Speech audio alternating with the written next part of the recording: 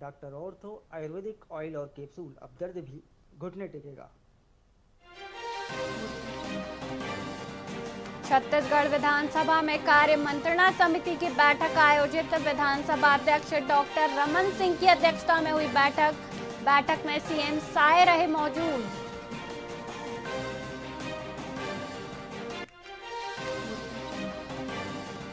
रायपुर में मनाई गई गाडगे बाबा की 150वीं जयंती। सीएम विष्णुदेव साय कार्यक्रम में हुए शामिल। सीएम साय ने संत गाडगे बाबा को दी श्रद्धांजलि।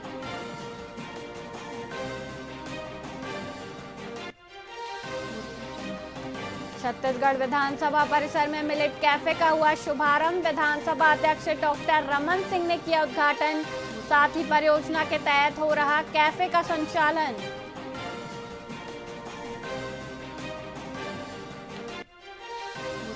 अंबिकापुर में पीलिया का प्रकोप। नवागढ़ इलाके में 42 मरीज मिले। स्वास्थ्य विभाग ने लगाया जांच शिविर।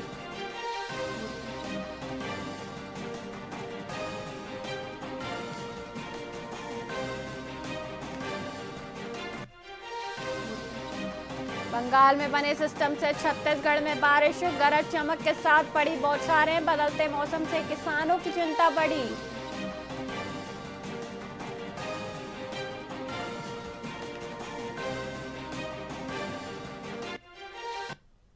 नमस्कार, आप देख रहे हैं वीआईपी न्यूज और मैं हूं वैशाली श्रीवास्तव। आइए रुक करते हैं खबरों की ओर।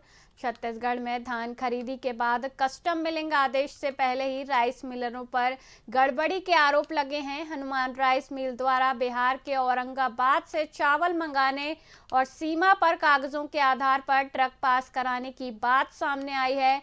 आरोप है कि मंडी विभाग ने बिना भौतिक जांच सील लगाई। जांच के लिए पहुंची सरगुजा खाद्य विभाग टीम ने भी कथित रूप से दस्तावेज देखकर ट्रक छोड़ दिया। वहीं मामले में विभागीय सांठगांठ के आरोप लग रहे हैं। जिला खाद्य अधिकारी से स्पष्टीकरण की मांग की जा रही है। देखो हमरा नहीं पढ़ल है, देख लो, पढ़ लो।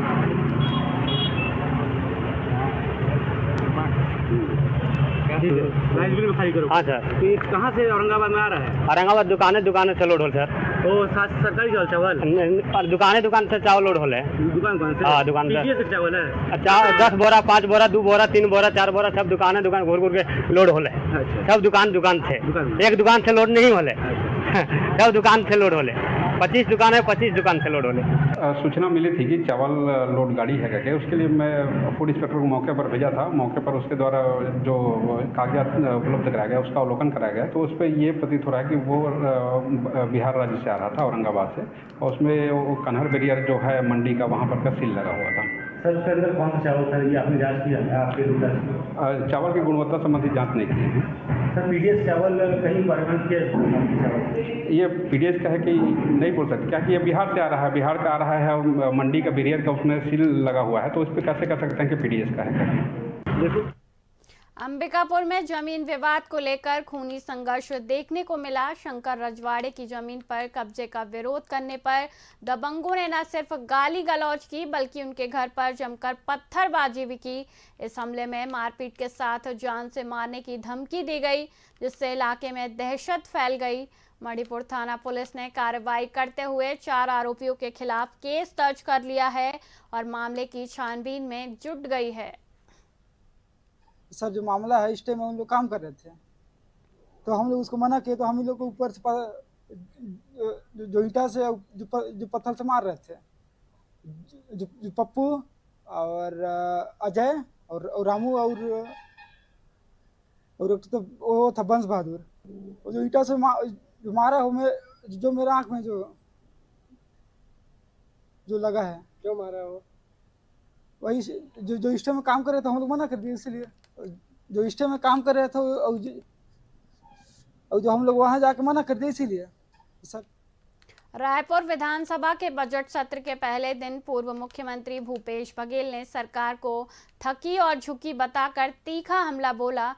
उन्होंने राज्यपाल के अभिभाषण के तुरंत बाद बजट लाने पर सवाल उठाते हुए कहा कि जनता को इस सरकार से कोई उम्मीद नहीं है। बघेल ने चीनी रोबोट विवाद और होली पर शराब दुकानें खोलने के फैसले को लेकर भी भाजपा को जमकर घेरा। उन्होंने आरोप लगाया कि राज्य के महत्वपूर्ण फैसलों पर बाहरी प्रभाव साफ नजर आ रहा है। इसलिए कि इस बजट में कुछ भी नहीं था। पहली बात यह है कि सरकार भी बजट को गंभीरता से नहीं ले रही है। राज्यपाल के अभिभाषण के दूसरे दिन ही बजट रख रहे हैं। इसका अर्थ ये है कि राज्यपाल के भाषण के गरिमा न केवल ख़त्म की गई है बल्कि उसका औचित्य में ही प्रश्नवाचक चिन्ह लग गया है कि आप उसकी चर्चा कराए बिना ही आप बजट प्रस्तुत करने जा रहे हैं। अब उसको तो यही समझ नहीं आ रहा कब क्या बोलना है। अभी आप सबने पूछा उससे कि भैया होली के दिन भी आप और 30 जनवरी को भी आपने शराब बेचा, भागते नजर आए। आज कपड़ा उतारने की बात कर रहे हैं। होली के दिन में दारू भट्टी खोलोगे तो कपड़ा उतरेगा ही। आप तो पूरे सबके कपड़ा उतारने में लगे हैं। देश की इज्जत आप उतारने, एप्स्टीन फाइल खुला, उसमें थोड़ा बोले। रायपुर में भगवान राम की 51 फीट ऊंची भव्य प्रतिमा स्थापित की जाएगी, जिसकी जानकारी संस्कृति मंत्री राजेश अग्रवाल ने दी है। जनता की मांग पर लिए गए इस फैसले के साथ ही पुरानी मूर्ति को भी पूरे सम्मान के साथ दूसरे स्थान पर शिफ्ट किया जाएगा। मंत्री ने स्पष्ट किया कि पुरानी प्रतिमा की गरिमा का पूरा ख्याल रखा जाएगा और उसे हटाने में पूरी सावधानी बरती जाएगी। इस नई स्थापना से राजधानी में भक्ति और उत्साह का माहौल है। गई है। अब जो मूर्ति पहले से लगी हुई है उसको एक तो हटाना है, तो हमारे धर्माचार्यों से पूछ के कब उसको हटाना और कब इस मूर्ति को स्थापित करना, क्योंकि जनता की बहुत बड़ी मांग थी, जनप्रतिनिधियों की मांग थी कि जो मूर्ति लगी हुई है वो प्रभु श्री राम टाइप की नहीं दिखती है। तो शासन ने निर्णय लिया था, मूर्ति आ गई है। जैसे ही हमारे धर्माचार्यों से इजाज़त मिलेगी उस मूर्ति को हटा के नई मूर्ति की स्थापना कर दी जाएगी। पुरानी मूर्ति का सर क्या आप कहेंगे, कैसे होगा वो? देखिए, उसको भी स्थापित तो भगवान राम के रूप में किया गया था, तो उसको भी हम कहीं ना कहीं अच्छी जगह पर स्थापित ही करेंगे। और इसीलिए उसमें लगाने में विलम्ब लग रहा है कि उस मूर्ति को हटाने जो हम वहाँ से निकालेंगे तो उस मूर्ति को भी किसी प्रकार का नुकसान न हो, इसको ध्यान में रखते हुए उसको शिफ्ट करेंगे और कहीं अच्छी जगह में उसको स्थापित। रायपुर विधानसभा में आर्थिक सर्वेक्षण पेश करते हुए वित्त मंत्री ओपी चौधरी ने राज्य की तरक्की की नई तस्वीर दिखाई है। अगले साल प्रदेश की अर्थव्यवस्था में 11.57% की शानदार बढ़ोतरी का अनुमान है, जिससे राज्य का कुल बजट आकार 6.31 लाख करोड़ रुपए तक पहुंच सकता है। खेती, उद्योग और सेवा क्षेत्र में रिकॉर्ड तेजी आने की उम्मीद है, जिससे हर छत्तीसगढ़ी की सालाना औसत आय बढ़कर लगभग 1,80,000 रुपए हो जाएगी।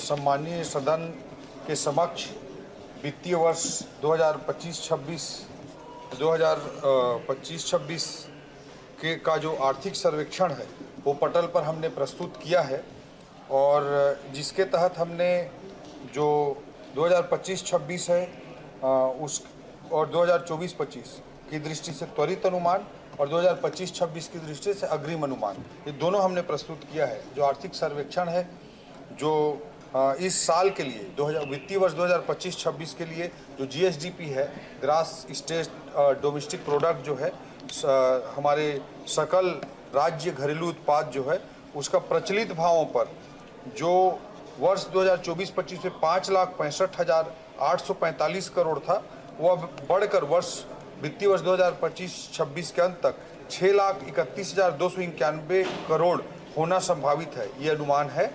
और जो गत वर्ष की तुलना में 11.57% अधिक है प्रचलित भाव पर। इसी तरह से कृषि में जो GDP है, जो 2024-25 में 1,06,521 करोड़ था, वो बढ़कर 2025-26 में 1,19,871 करोड़ होना अनुमानित है।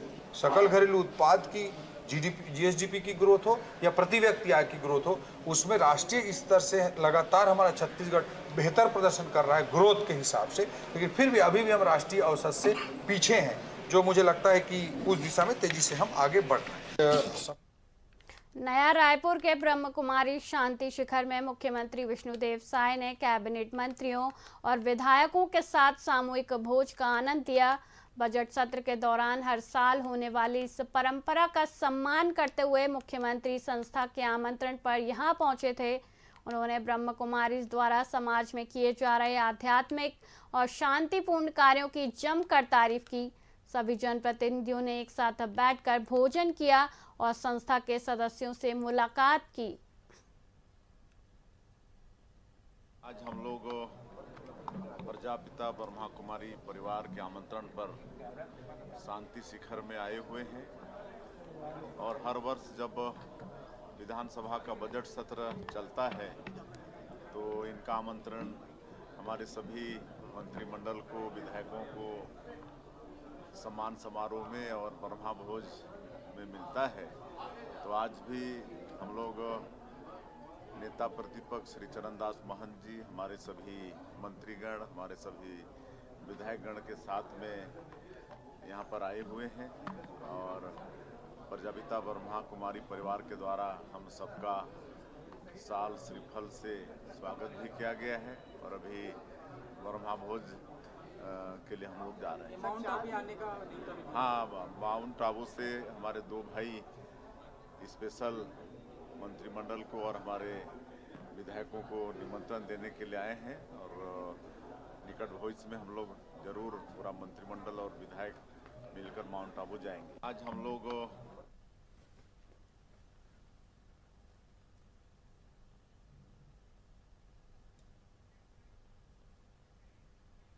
फिलहाल के लिए इतना ही। मुझे दीजिए इजाजत। देखते रहिए VIP न्यूज़। नमस्कार।